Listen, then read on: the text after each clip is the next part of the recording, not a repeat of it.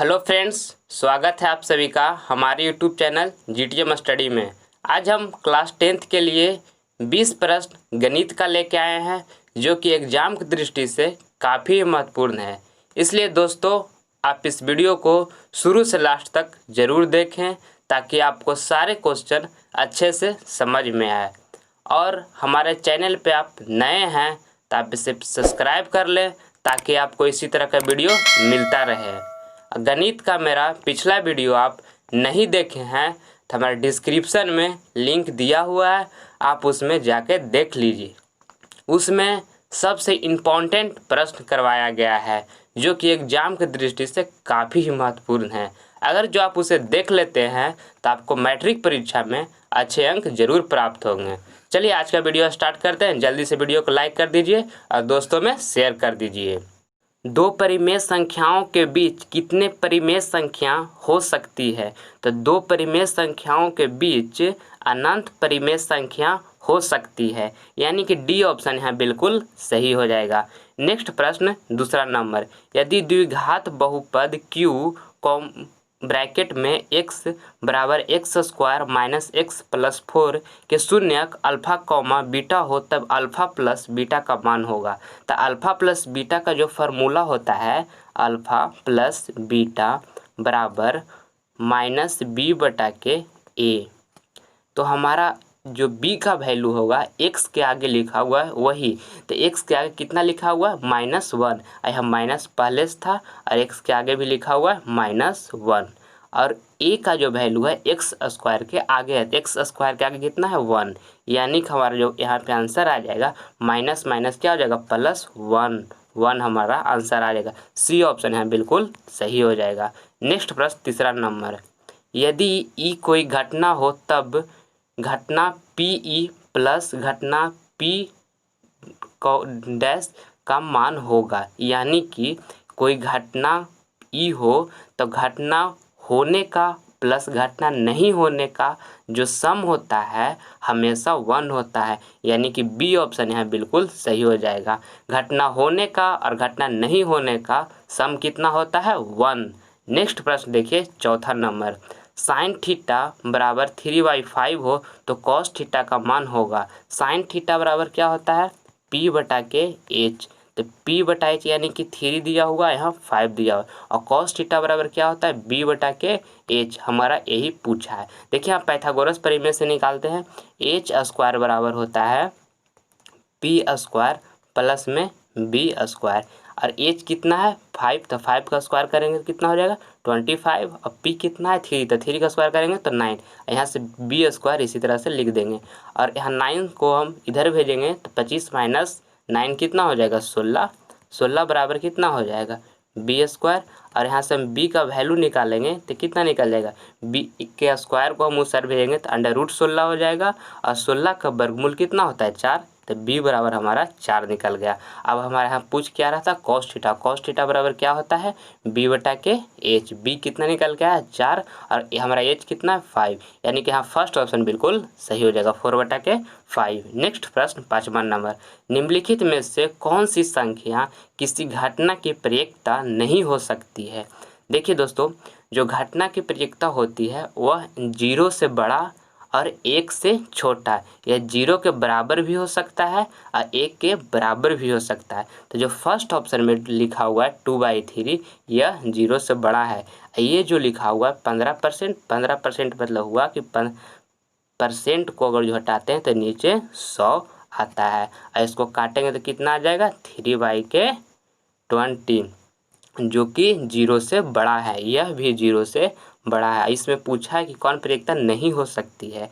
और ये देखिए डी ऑप्शन में जो लिखा हुआ है इसको हम चेंज करेंगे तो 0.7 लिखा हुआ है और यहाँ परसेंट को नीचे करते हैं तो 100 आ जाता है। यहाँ एक कॉमा हटाएंगे तो एक और 100 आ जाएगा। तो इसका जो सोल्यूशन हो जाएगा 0.007, क्योंकि 3 शून्य है तो यहाँ से 3 अंक के बाद पॉइंट बैठेगा। तो हमारा ये भी 1 से बड़ा है।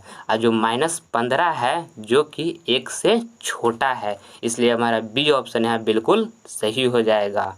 कौन प्रयेकता की घटना नहीं हो सकती है? तो -15 जो है प्रयेकता की घटना नहीं हो सकती है। नेक्स्ट प्रश्न 6ठा नंबर, निम्न में कौन अपरिमेय संख्या है? अपरिमेय संख्या उसे हम कहते हैं दोस्तों जिसको हम p/q के रूप में नहीं लिख सकते हैं, और जिसको p/q के रूप में लिख सकते हैं उसको हम परिमेय संख्या कहते हैं। तो फर्स्ट ऑप्शन के चेक करते हैं। यहाँ पे 64 का जो वर्गमूल होगा जो कितना हो जाएगा 8, और यहाँ बट्टा में लिखा हुआ है 36 का वर्गमूल कितना हो जाएगा 6। ये p/q के रूप में लिख सकते हैं इसको, यानी कि परिमेय संख्या है। और 81 का कितना हो जाता है वर्गमूल 9, इसको भी हम p/q के रूप में लिख सकते हैं। आगे देखिए लास्ट में क्या लिखा हुआ है, यहाँ 49/9 लिखा हुआ है, जो कि इसका वर्गमूल कितना हो जाएगा 7/3। इसको भी हम p/q के रूप में लिख सकते हैं। मगर यहाँ जो लिखा हुआ है √2.5, इसको p/q के रूप में नहीं लिख सकते हैं, इसलिए अपरिमेय संख्या हमारा सी ऑप्शन बिल्कुल सही हो जाएगा। नेक्स्ट प्रश्न 7वां नंबर, चक्रीय चतुर्भुज के चारों कोनों का योग होता है। तो चक्रीय चतुर्भुज के दोस्तों चारों कोनों का योग 360 डिग्री होता है, यहाँ पे बी ऑप्शन बिल्कुल सही हो जाएगा। नेक्स्ट प्रश्न 8वां number, tan 5 degree into tan 13 degree into tan 77 degree into tan 85 degree का मान होगा। तो देखिए यहाँ से हम tan 5 डिग्री को चेंज करते हैं तो क्या लिखेंगे tan 90 माइनस 85, जो कि यहाँ से हमारा क्या निकल के आएगा cot 85। cot 85 निकल के आएगा कि tan 90 माइनस थीटा क्या तो cot थीटा होता है, तो cot 85। और tan 5 डिग्री की जगह पर cot 85 डिग्री रखेंगे तो cot 85 degree into tan 85 degree कितना हो जाएगा, ये और ये दोनों मिला के कितना हो जाएगा 1 हो जाएगा, क्योंकि tan 85 इंटू cot 85 बराबर कितना हो जाएगा 1, क्योंकि दोनों का थीटा समान है। और हम इसके बराबर तो 1 आ गया, हम अब इसका देखते हैं कि tan कितना है, इसको लिख सकते हैं 90 माइनस के 77, तो यहाँ से हम चेंज करेंगे तो कितना आ जाएगा cot 77 डिग्री आ जाएगा।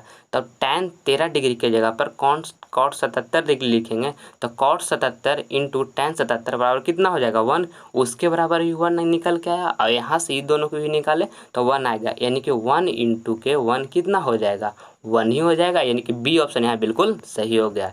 नेक्स्ट प्रश्न 9वां नंबर, वाह्यतः स्पर्श करने वाली दो वृत्तों के उभयनिष्ठ स्पर्श रेखाओं की संख्या कितनी होती है। जैसे में देखिए दोस्तों यहाँ पे दो वृत्त है, एक इस तरह से और एक इस तरह से। इसमें वाह्यतः जो है वृत्त थोड़ा अच्छा से नहीं बना है, यहाँ पे जो है इस तरह से स्पर्श कर रहा है, दो वृत्त स्पर्श कर रहा है। तो इसमें कह रहा है दोनों वृत्त में उभयनिष्ठ स्पर्श रेखा यानी कॉमन स्पर्श रेखा। तो एक स्पर्श रेखा इसमें इस तरह से हम खींच सकते हैं, और एक स्पर्श रेखा हम इस तरह से इसमें खींच सकते हैं, और एक स्पर्श रेखा हम बीच से खींच सकते हैं इस तरह से, जो कि दोनों में कॉमन होगा, दोनों में कॉमन। ये वृत्त का दोनों में कॉमन है, इस वृत्त का भी दोनों में कॉमन है, बीच से गया है जो भी दोनों में कॉमन है। यानी कि वाह्यतः स्पर्श करने वाले दो वृत्तों के उभयनिष्ठ स्पर्श रेखा की संख्या कितनी हो सकती है, एक इधर एक इधर एक इधर, 3 हो सकती है, यानी कि सी ऑप्शन जो है हमारा बिल्कुल सही है।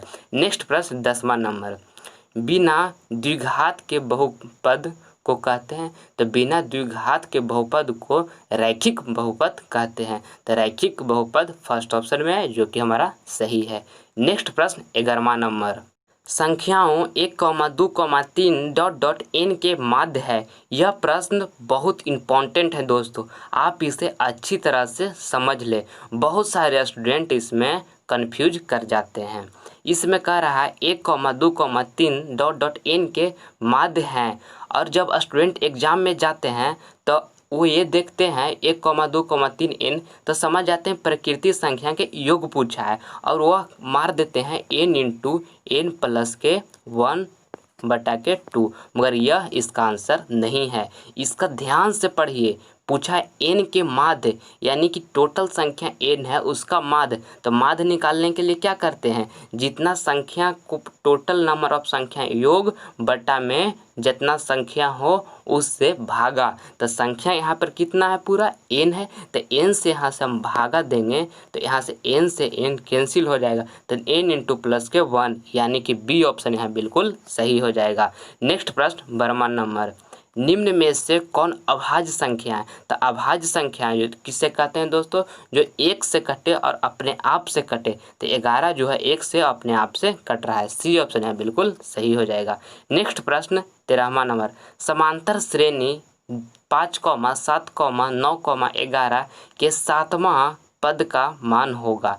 तो देखिए इसका एक फार्मूला होता है T7 पूछा है आपसे, a + n-1 इंटू में d।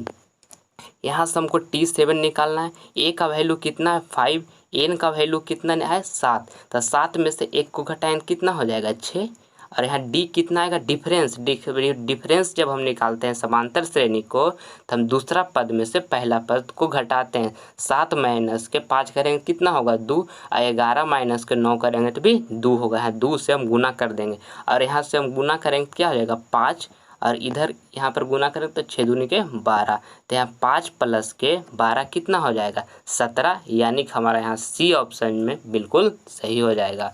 नेक्स्ट प्रश्न 14वां नंबर, थीटा बराबर 60 डिग्री हो तो sine theta plus cos theta का मान होगा। तो साइन 60 डिग्री बराबर कितना होता है √3/2, और कॉस 60 डिग्री का मान कितना होता है 1/2 बराबर में कितना आ जाएगा √3 + के 1/2, यानी कि हमारा बी ऑप्शन है बिल्कुल सही हो जाएगा। नेक्स्ट प्रश्न 15वां नंबर, साइन 90 - थीटा बराबर होता है साइन 90 - थीटा बराबर कॉस थीटा होता है। बी ऑप्शन बिल्कुल सही हो जाएगा। 16 नंबर, यदि अर्धवृत्त का व्यास 14 सेंटीमीटर है तो अर्धवृत्त की परिधि होगी।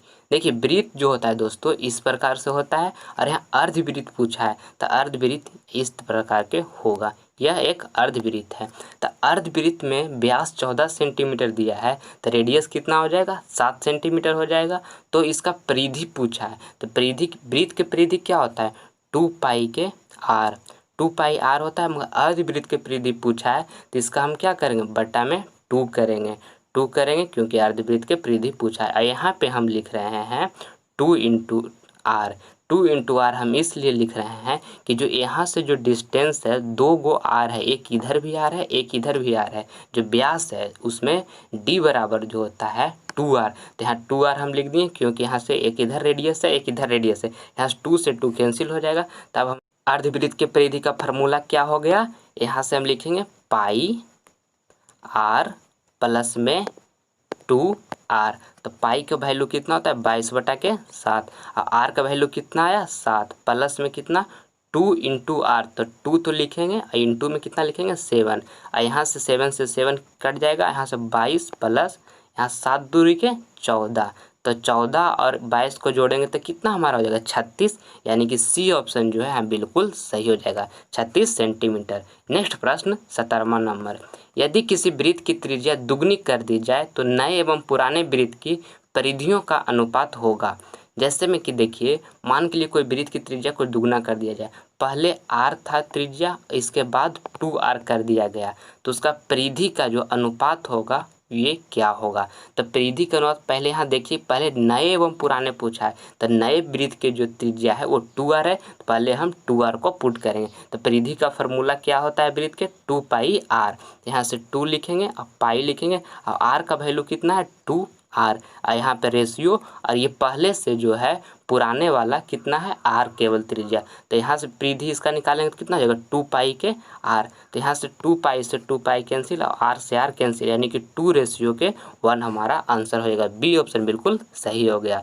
नेक्स्ट प्रश्न 18वां नंबर, इसमें कह रहा है कि इतना का बहुलक है। तो बहुलक मतलब होता है दोस्तों जो संख्या ज़्यादा बार रिपीट हो, तो ज़्यादा बार इसमें रिपीट कौन हो रहा है 7 को देखिए ज़्यादा बार रिपीट हो रहा है, इसलिए हमारा सी ऑप्शन जो होगा बिल्कुल सही हो जाएगा, यह ज़्यादा बार लिखा हुआ है। नेक्स्ट प्रश्न 19वां नंबर, यदि ए और बी अभाज्य संख्या है तो ए और बी का लसा है। तो अभाज्य संख्या का लसा पूछा है दोस्तों, जैसे में 3 और 5 भी अभाज्य संख्या है, इसका लसा कितना हो जाएगा, इसका लसा जब हमको निकालना रहता है दोनों को मल्टीप्लाई कर देते हैं 15 हो जाएगा। उसी तरह से यहाँ पे 2 संख्या दिया हुआ है ए और बी का अभाज्य संख्या, तो इसका लसा, तो ए और बी अभाज्य संख्या तो लसा कितना हो जाएगा a × b, यानी कि हमारा सी ऑप्शन है बिल्कुल सही हो जाएगा। नेक्स्ट प्रश्न 20वां नंबर, यदि एक वृत्त की परिधि 2 पाई से बढ़कर 4 पाई कर दी जाए तो उसका क्षेत्रफल होगा। 2 पाई से बढ़कर 4 पाई कर दी जाए, यानी कि पहले से कितना था 2 पाई, इसके बाद 4 पाई कर दिया गया, तो वृत्त की परिधि कितना होता है 2 पाई r1 लिखेंगे, बराबर में यहाँ 2 पाई लिखेंगे, जो कि यहाँ 2 पाई से 2 पाई कैंसिल हो जाएगा, यानी कि r बराबर हमारा निकल के आ गया r1 बराबर 1। यहाँ से दोबारा हम लिखेंगे 2 पाई r2 बराबर कितना दिया हुआ है 4 पाई, तो यहाँ से जब हम कट करेंगे पाई से पाई कैंसिल हो जाएगा, 2 से काटेंगे तो 2 कट जाएगा, यानी कि r2 बराबर जो हमारा आ गया कितना आ गया 2। तो r1 बराबर यहाँ से हमको निकल गया 1 और r2 बराबर यहाँ से निकल गया 2। अब वृत्त के क्षेत्रफल पूछा है, तो वृत्त के क्षेत्रफल क्या होता है पाई r स्क्वायर, r का स्क्वायर करेंगे तो यहाँ 1 हो जाएगा, और यहाँ से हम यहाँ पर लिखेंगे कितना पाई r स्क्वायर, तो यहाँ पाई तो लिख दिए, r का स्क्वायर कितना हो जाएगा 4 हो जाएगा, पाई से पाई कैंसिल हो जाएगा, यानी कि 1:4 कितना गुना हो जा रहा है 4 गुना, यानी कि हमारा यहाँ डी ऑप्शन जो होगा बिल्कुल सही हो जाएगा। मैं उम्मीद करता हूं दोस्तों कि वीडियो आपको अच्छी तरह से समझ में आई होगी। प्लीज़ इसे लाइक करें, दोस्तों में शेयर करें और सब्सक्राइब करें, ताकि वीडियो का नोटिफिकेशन मैट्रिक परीक्षा से संबंधित आपको समय से प्राप्त हो। धन्यवाद।